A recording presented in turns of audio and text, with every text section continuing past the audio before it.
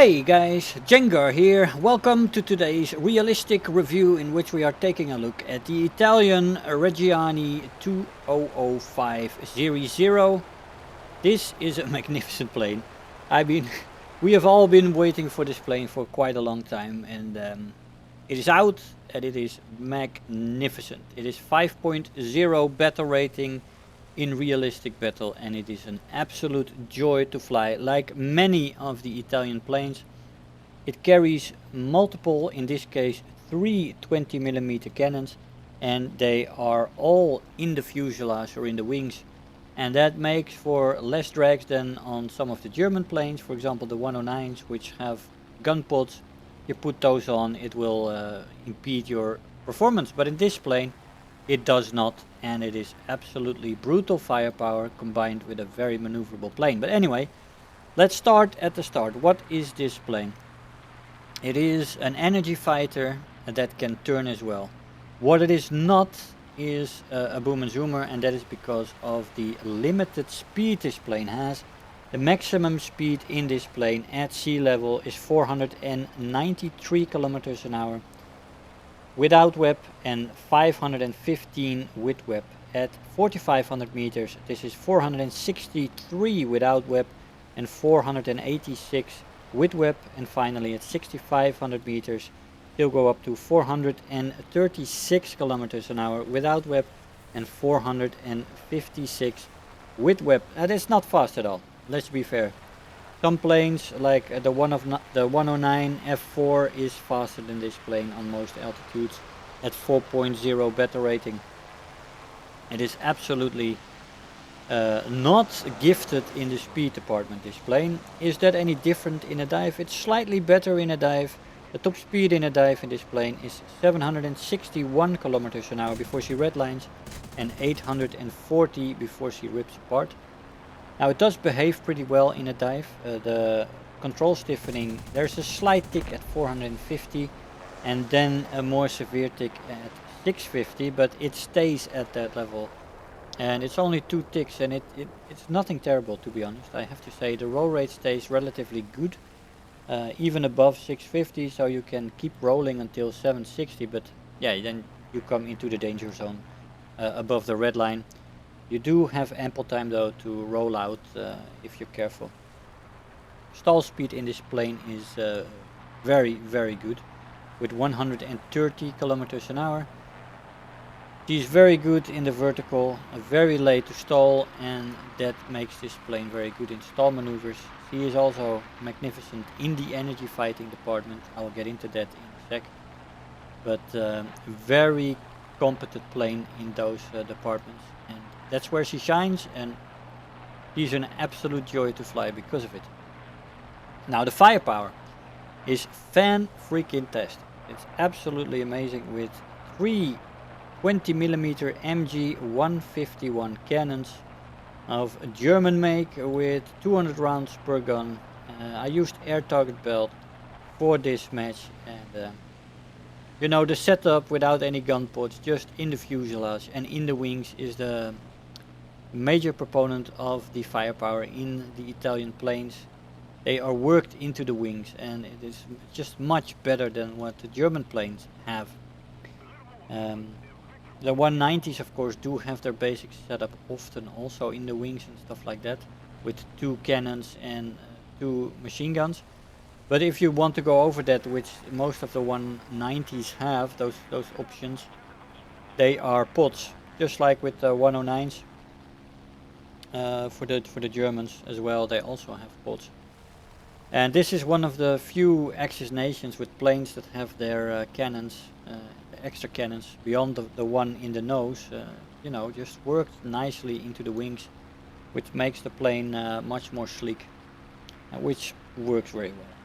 So the ammo load, oh yeah, and those 3 20mm are also supported by 2 Breda Safat 12.7mm machine guns with 380 rounds per gun. Look at that. You just pulverize planes with this firepower. And I also used air target belt for the machine gun. So you have 5 guns, 3 20mm and 2 12.7mm. Very nice. The ammo load is very good on it in general. You can also equip the plane with several bomb loads, which range from 2 times 50 kilograms and 2 times 100 kilograms in the beginning to 1 time 500 kilograms and 2 100 kilograms at the end of the line. So you do have some ground pounding options if you want in this plane.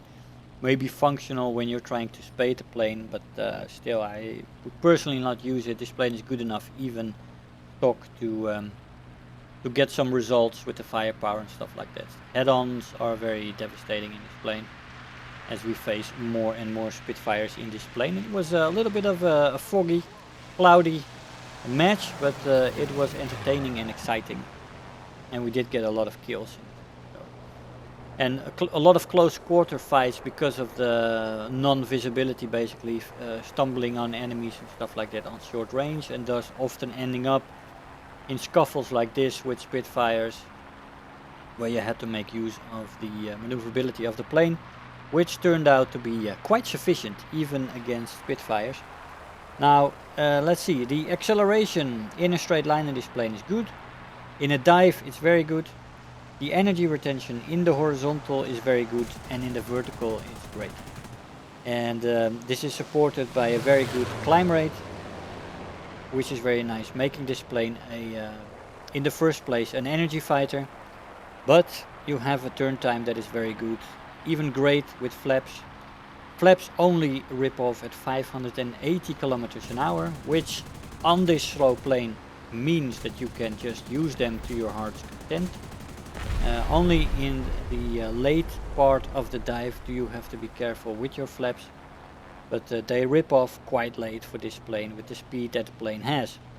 So very, very nice, and they do help. They make a good they add very well to the turn time of this plane, those flaps. Now the roll rate in the plane is no more than decent. It might actually be a little bit above average. But I would say it goes a little bit towards decent, as we make a very nice deflection shot there. Yeah, but roll rate is not the strongest part of the maneuverability in this plane. It really is the turn time and the behavior in the vertical. Vertical loops are quite good in the plane, but the roll rate is not spectacular. Let's say that. Overheating in the plane, it is present. There is some overheating in the plane, but it is manageable.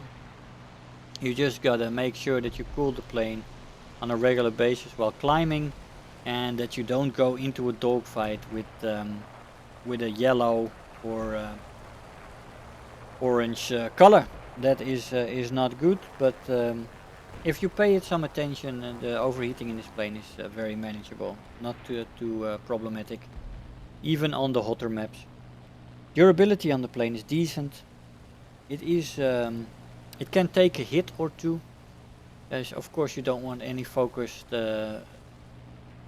beams on the engine or on the pilot or stuff like that.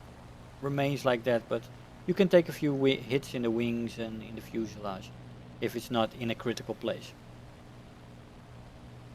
But I had a lot of fun in this plane flying it, and you get good results very early on, especially if you spend some time in the G55s and the G56. Those planes have a very similar feeling to this plane.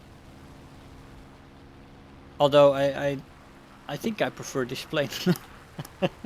Although I like those planes a lot as well, but maybe it's just that I've flown this plane most recently. But this plane just made a very solid impression on me. It's just very solid on the handling. It never lets you down.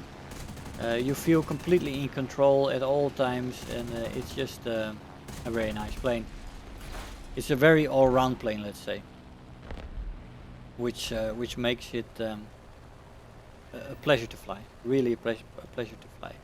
The plane does exactly what you want to do, and the devastating firepower is just a big finisher and nets you the kills. You know, no frustrations on a regular basis with those hits and those crits while you pass by and that somebody else finishes it off.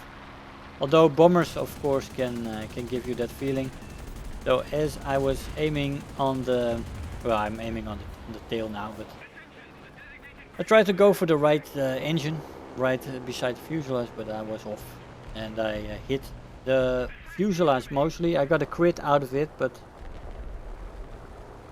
no kill on that bomber, unfortunately. He's extending again. I'm out of cannon rounds. Went back to the airfield and got a fresh loadout.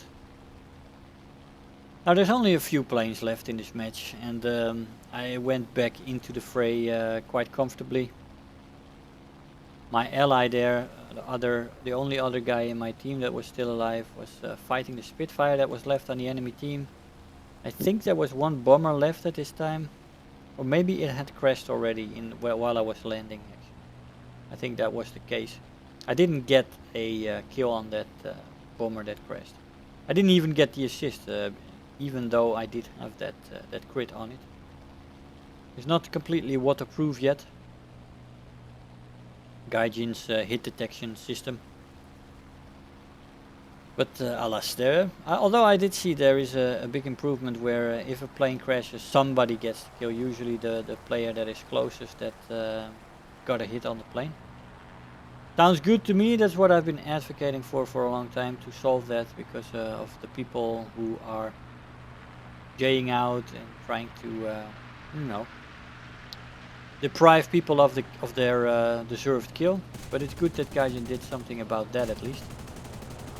Still have a lot of work though, but we do get the Spitfire after a perfect bait by our ally. That is good teamwork without any big communication, but very nice. He did know that I was coming for him, but I let him know to help, but he baited that Spitfire for me. Couldn't have been better almost if I was with a squadron mate on Discord.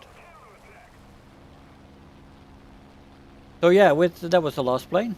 So that's it. Good match, and we won it, and a perfect showing of what this plane can do. Absolutely magnificent.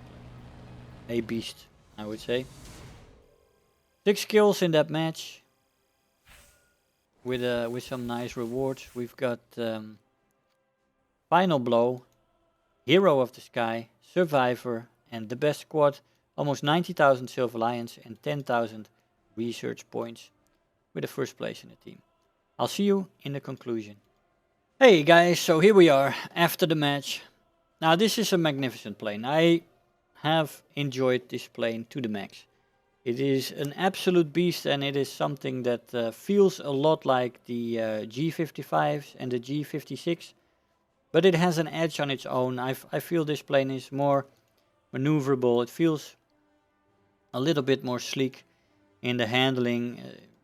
Firepower is absolutely amazing with 2 extra machine guns compared to most of the G55s and the G56s. It's just a plane that I have enjoyed a lot, and I would totally recommend flying this plane. It is absolutely worth it. The Italian tree has a lot of fantastic fighters, I have to say. They are not fast, just like this plane is not a fast plane, but they are magnificent in their own right, and it could be one of my more favorite planes in the Italian line, this plane. And the Italian line, if I'm fair, look at the firepower with my favorite cannons, often 3 in these planes, and with very nice handling. It's just the speed that is missing from these planes, but I have to say that I can take that loss with all the other things these planes have to offer. Very, very good energy fighters that can also turn. And even in the dive, they are quite nice on the speed compared to the general flying speed in this plane, the maximum speeds in a straight line and stuff like that. But all in all, there are some minuses to the planes, but the pluses compensate and go beyond that, far beyond. Make this an excellent plane and a joy to fly. Guys, I hope you enjoyed the video. I want to thank you all for watching, and I'll see you guys next time. Bye-bye. If you're new here, make sure to hit the subscribe button, become part of this community. If you are already a subscriber, don't forget to like the video, do leave me a comment, and if you really feel like helping out today, make sure to share the video with your friends and let them know about the channel.